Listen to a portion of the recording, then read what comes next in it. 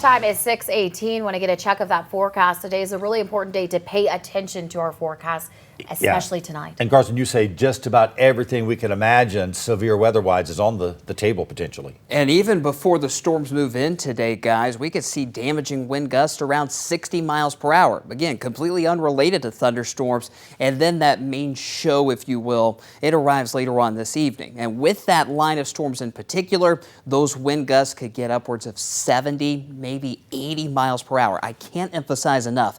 This particular line of storms has so much wind energy to work with tonight. We could see a widespread damaging wind event. Now, something else to keep in mind, tornado potential. There's a lot of spin in the atmosphere. So along that line of storms, we'll have to watch for any rotations that try to get going. That tornado risk in the medium category. And with all that wind energy, some of those tornadoes could also be on the stronger side this evening. On the Way 31 Skycam Network for your Wednesday morning, it's a quiet start to the day. Clouds continue to move in. Temperatures quite mild out there in the low to mid 60s. We're dry on the Way 31 Storm Tracker Early Warning Radar Network. There's a few showers in Tennessee this morning. That will stay to our north and west. And before the storms arrive this evening, look at those forecast highs in the lower 80s. This, unfortunately, is an atmosphere that is primed for widespread severe weather later on tonight. And I mentioned those wind gusts before the storms arrive. The wind isn't too bad as you head out the door, but notice those gusts getting closer to 30 miles per hour by noon today.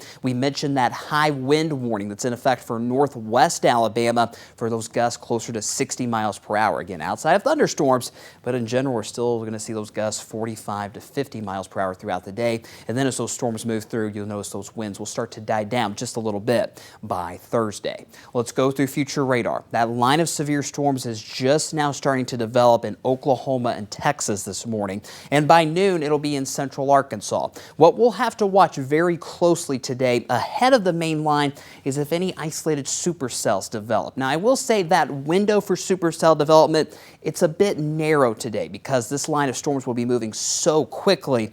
But if those supercells do develop, that tornado potential goes up just a little bit. Let's keep going hour by hour. 5 o'clock this evening, you see that line of storms moving into northwest Alabama. Along that line, 70 mile per hour winds, spin up tornadoes. That line continues to move quickly eastward towards I-65 around 8 or 9 o'clock tonight. Then over northeast Alabama by the time we come on air for our 10 o'clock newscast this evening. And then I think the severe weather threat is pretty much done by midnight tonight. And all we're left with tomorrow morning is a few lingering showers. Rainfall totals around 1 to 2 inches expected, but because this line of storms will be moving so quickly, our flooding risk is low.